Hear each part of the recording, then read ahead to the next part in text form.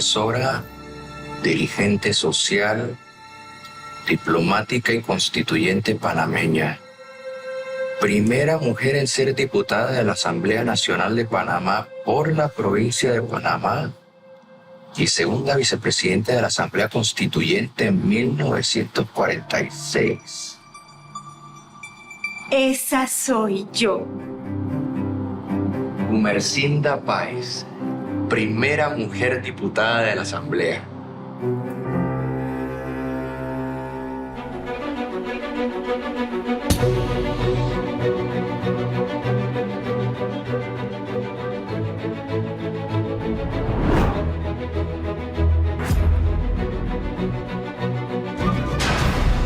Mi nombre es Maximiliano de la Vega y Galán. Soy periodista e historiador.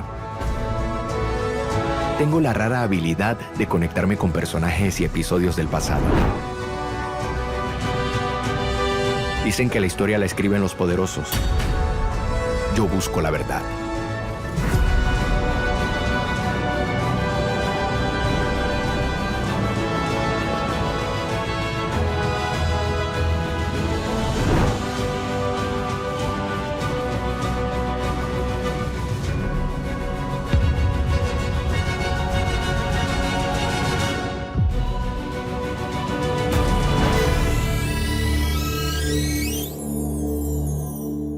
Bienvenida, diputada. La estaba esperando. ¿A mí? Por supuesto, la honorable Gumersinda Páez. Bienvenida. Gracias. Qué gusto tenerla aquí. Usted es una mujer como pocas. Usted ha sido ejemplo de superación y ha dejado un legado como educadora y escritora. Ha abierto camino como una de las 2 primeras mujeres diputadas de la República de Panamá y ha sido la primera mujer del continente en ser electa vicepresidenta de un cuerpo legislativo. Gracias, Maximiliano. Gracias por esas hermosas palabras. La verdad, he estado tanto tiempo fuera de la vida pública que me sorprende que todavía haya alguien que se acuerde de mí. Doña Gumersinda, la he invitado hoy para que nos comente pues, su experiencia como diputada de la República entre el año 1945 y 1948. Claro, el haber sido la primera mujer diputada en la historia del país junto a mi amiga Esther Neira de Calvo ha sido una de las mayores honores que he recibido en vida. Fue una experiencia extraordinaria. Aunque debo aclarar que no se trataba de una asamblea legislativa regular. Sí. Sino una asamblea constituyente. Teníamos como labor organizar un gobierno provisional y designar al nuevo jefe del Poder Ejecutivo. Además, claro, discutir y también aprobar un proceso constitucional. Realmente era como un borrador constitucional redactado por José Dolores Moscote y Ricardo J. Alfaro. Correcto. Sería la tercera constitución de la República, después de la de 1904 y la de 1941. Exactamente. Por cierto, hoy en día se habla mucho sobre el tema de una asamblea constituyente. Un equipo de delegados elegidos con el fin de redactar una nueva constitución. Para usted debe haber sido muy emocionante, ¿no? Participar en una tarea tan importante en un momento tan crítico en la historia de nuestro país. Sí, fue muy emocionante, pero también fue una gran responsabilidad que teníamos los diputados. Sí. La Segunda Guerra Mundial estaba terminando. Se iniciaba una nueva era para la humanidad. Y en esta oportunidad, nosotras las mujeres tendríamos la oportunidad de participar y en plano de igualdad. Aportaríamos a la construcción de los nuevos pilares que edificarían a un nuevo país. Usted nació en 1910. Para aquel entonces tendría 35 años. Era muy joven. Había sido educadora, pero no había participado en la política. Es cierto. No había sido líder político, pero sí había apoyado a algunos grupos feministas, especialmente los de Clara González, que tenía una agenda bien clara sobre cómo estimular la participación de las mujeres en las actividades políticas, sociales y económicas del país. Y a eso iba. Muchas de las líderes que venían impulsando el movimiento feminista y sufragista desde la época del 20 habían lanzado su candidatura como diputadas. Fueron elecciones muy reñidas, pero solamente usted y doña Esther Neira de Calvo lograron obtener una curul. Es verdad. Lo que pasa es que las mujeres nos organizamos en dos grupos. La Unión Nacional de Mujeres apoyaba a Clara González. Sí. Y la Liga Patriótica Femenina nos postuló a Esther Neira de Calvo y a mí. ¿Por qué la ciudadanía votaría por usted en lugar de alguna de las otras líderes beligerantes de la época como ella? Yo era muy joven, pero ya había recorrido bastante camino. Sí. No había tenido un desarrollo como líder político, pero era maestra y también escritora. Para mí era muy importante que la gente humilde se identificara conmigo, porque yo era una de ellas. Yo había sufrido lo de la pobreza, lo de la soledad, el hecho de tener que salir adelante sin apoyo de nadie. ¿Le molestaría compartirnos un poco sobre esos aspectos de su vida? Ay, claro que no. Mire, cuando tenía 15 años, yo quedé huérfana de padre y de madre. Era la mayor de 3 hermanos. Así que tuve que dejar la escuela para buscar trabajo y mantener a los 2 pequeños. Fue muy duro por la falta de oportunidades. Menos si eras una persona joven, casi una niña, sin estudios. Ay, yo trataba de conseguir trabajo como secretaria, como dependiente de almacén, pero nadie me contrataba. Lo único que pude conseguir fue un trabajo en el depósito de un almacén. Pero pronto me di cuenta que si quería salir adelante sin un padre ni una madre, sin contactos, ni ser bonita ni elegante, la educación era lo único que me podía abrir las puertas. En la noche, acudí al Instituto de Artes y Oficios. Me inscribí en un curso para aprender a arreglar máquinas de escribir, no como las eléctricas que se usaban después. Eran las Olivetti, Remington, Underwood, Continental, las que se usaban en la época. A mí me gustaba todo eso, las tareas mecánicas, los aparatitos. Además era trabajo seguro porque en cada casa había una máquina de escribir y siempre terminaban dañándoseles algo. La gente me decía que para qué estudiaba tanto, que nunca lograría nada. Pero fui acumulando diplomas y aprendizajes. Cuando abrieron la Universidad de Panamá en 1935, hice una licenciatura en Humanidades. Después me matriculé en la Escuela de Derecho e hice 3 años de estudios de la carrera, pero no la terminé. Era una época de grandes problemas sociales. La construcción del canal había afectado la vida en el istmo. Sí. Los extranjeros llegaban por montones al país. La mayoría eran hombres solos que pasaban un tiempo y después volvían a su país de origen, dejando hijos aquí. Había mucha madre soltera, mucho niño sin padre, mucho vicio, mucha prostitución. En la escuela pude darme cuenta que los jóvenes no solamente necesitaban ser instruidos en las materias tradicionales académicas, matemáticas, ciencia, español. Ellos también requerían ser enseñados en los buenos modales, las buenas maneras, en las actitudes correctas ante la vida. Y descubrí que el teatro era una de las mejores formas para enseñarles, porque aprendían las lecciones a través de las emociones. Durante 8 años organicé las obras de teatro para mis estudiantes. Yo misma las escribía, porque así lograba ayudarles a darles ese mensaje que necesitaban: honrar padre y madre, alejarse de los vicios. Mis obras fueron muy famosas. Claro que lo fueron. Tanto que recibí un llamado del Ministerio de Educación. Las querían en la radio. Las primeras radionovelas.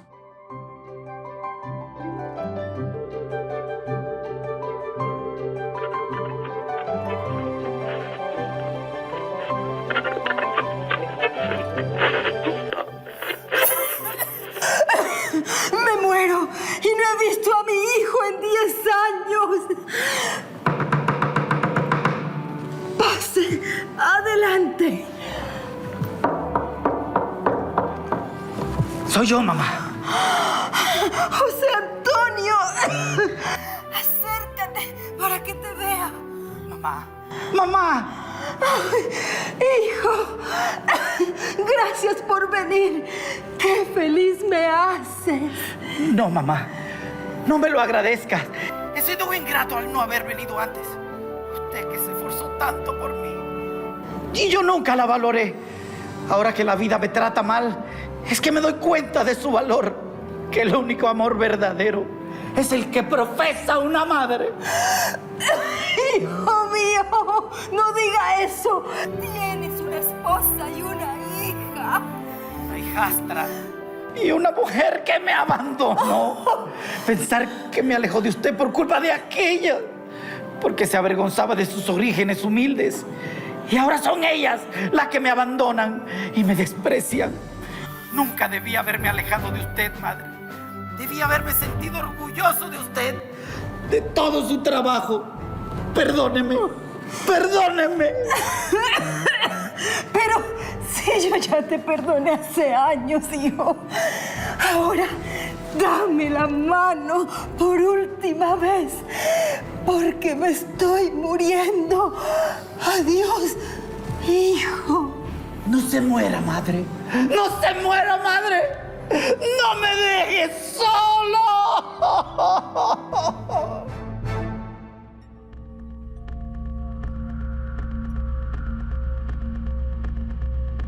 Parece que viene la lluvia.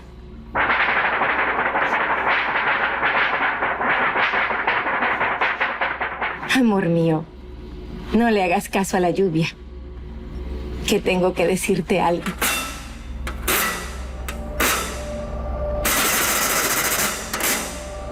Es algo importante. Es tuyo.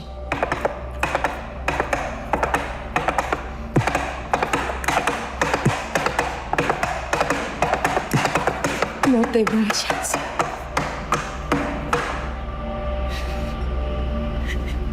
Que la tormenta arrecia.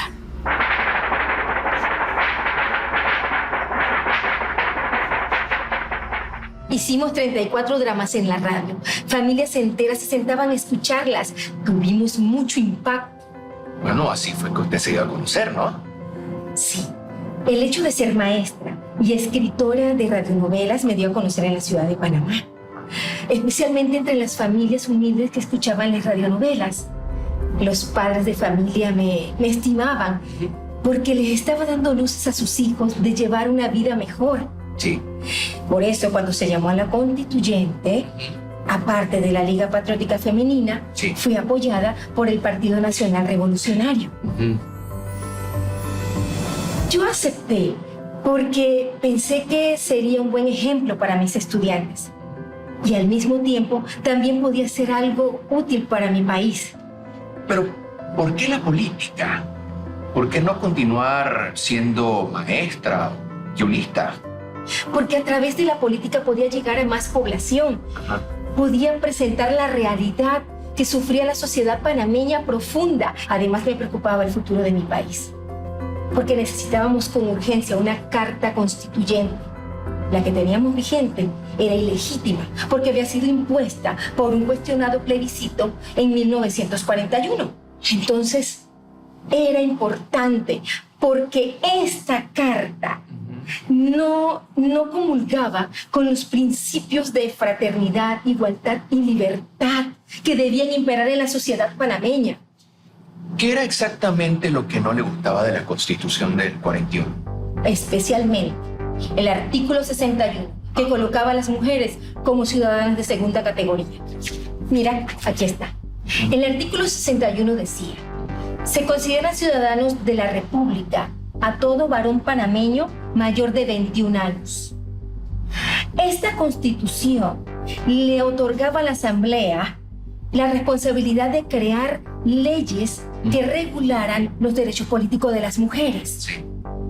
Y a raíz de esto nace la Ley 81 del 5 de julio de 1941, que permitía que las mujeres votaran en elecciones municipales siempre y cuando tuvieran un diploma profesional. Sí. Esto era injusto, porque a los varones no se les exigía ningún diploma. Exacto. Otro artículo funesto es el artículo 23. Aquí está. Requería que no se le permitiera la entrada al país a aquellas personas que no fueran capaces de contribuir con el mejoramiento étnico. ¿Qué quiere decir eso de mejoramiento étnico?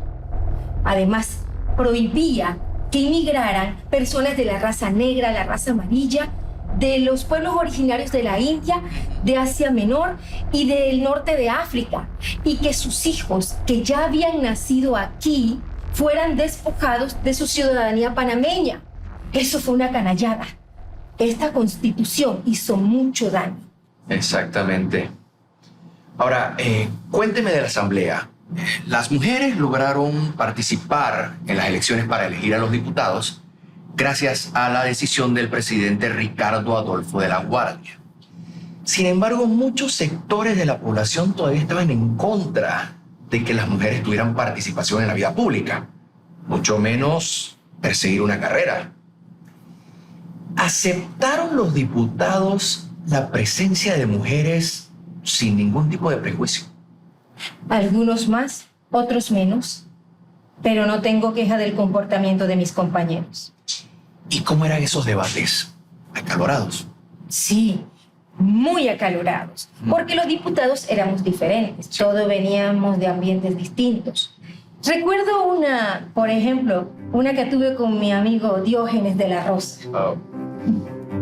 Como Diógenes de la Rosa, había muchos compañeros de la asamblea que querían que la nueva constitución dejara atrás su carácter cristiano, católico. Querían que ésta se desligara de nuestra tradición religiosa para ser un país laico. La idea que los movía era impedir que la iglesia pudiera interferir en los asuntos del gobierno. Querían promover que nuestros niños aprendieran a amar la ciencia, a aceptar las teorías de Darwin, a descifrar ecuaciones de álgebra. Al final, la mayoría de los diputados votamos porque se estableciera la libertad de culto, pero reconociendo que la religión católica es la de la mayoría de los panameños. Otro gran logro de esta constitución es la eliminación de esos artículos racistas. Ni un solo rastro de esas frases nefastas de inmigración prohibida. Todos teníamos los mismos derechos. Y Panamá se abría a la multiculturalidad, a la multietnicidad. Y así lo debía reconocer la Constitución. ¿Y el asunto de los derechos de la mujer, cómo quedó? Eso fue grandioso. Por primera vez la Constitución reconocía que las mujeres panameñas gozábamos de los mismos derechos políticos que los hombres. Eso fue un gran logro. Todo esto que me cuenta es fascinante. Sí, lo fue. Pero lo más hermoso fue que el pueblo panameño se sintió partícipe de este proceso. Las graderías del Teatro Nacional se abrieron. A diario teníamos personas que presenciaban los debates y aprobaban los argumentos con aplausos o incluso con abucheos. Ajá. Los periódicos, las estaciones de radio mantenían informada a toda la población. Maravilloso. La constituyente fue un éxito. Los juristas han considerado que la Constitución de 1946 es la más ponderada de nuestra historia. Sí. Se aprobaron leyes muy importantes. Y también debo decirle que en el segundo periodo de sesiones recibí un reconocimiento personal que me dejó sumamente sorprendida. Me eligieron vicepresidenta. Era la primera vez que una mujer ocupaba una posición como esa en la Asamblea Legislativa, no solo en Panamá, sino en el resto del continente. Su presencia en la Asamblea, su elección como vicepresidenta, eso tuvo que haber sido todo un acontecimiento en su época, sobre todo en un momento en el que la mayoría de los países no terminaban de darle el voto a la mujer. Así fue. Todo el mundo nos celebraba, a Esther Neira y a mí. el 1 de marzo de 1946 se aprobó la nueva Constitución. Yo me sentí orgullosa, recibí honores, pero también recibí desaires de otras mujeres. ¿En serio, doña Gumersinda? Sí. Es muy triste pensar que a algunas mujeres, incluso a algunos hombres, no les guste el hecho de que se nos empodere. Y te puedo contar más. Recuerdo, por ejemplo, cuando fui en 1947 a Guatemala a representar a Panamá en un congreso feminista. Sí. Y en una de las sesiones, las otras delegadas se pasaban un recorte de periódico y se reían. Después me enteré de qué se trataba. Un periódico local había publicado una caricatura de una monita vestida con ropas similares a la que yo usaba. Debajo decía: la delegada panameña.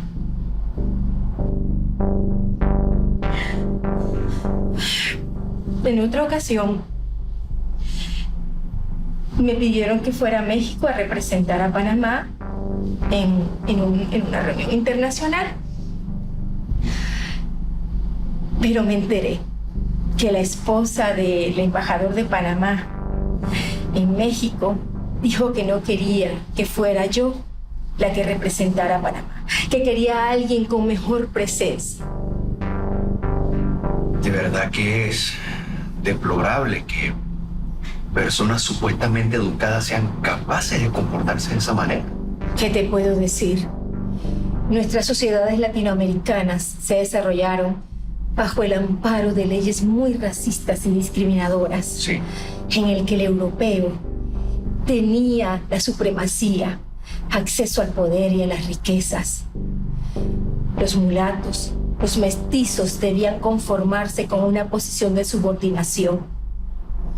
Afortunadamente, ha habido mejoras y ha cambiado la conciencia de que todos somos iguales ante la ley y con dignidad humana. Pero esos matices que vienen desde que se implementó este sistema en las colonias hasta nuestros días siguen permeando en nuestra sociedad. Así es. A veces miro hacia atrás y me parece mentira todo lo que he hecho,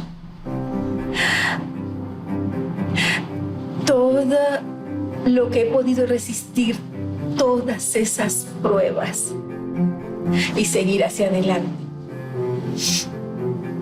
Fue muy duro. Sí. Y eso hizo mella en mi salud. A los 50 años, mi cuerpo se rebeló. Empecé a perder la vista y mi salud se deterioró. Tuve que retirarme del trabajo, pero como no tenía la edad, mi pensión era pequeña y no me alcanzaba para nada. Así que me fui a vivir con unos parientes allá por Veracruz.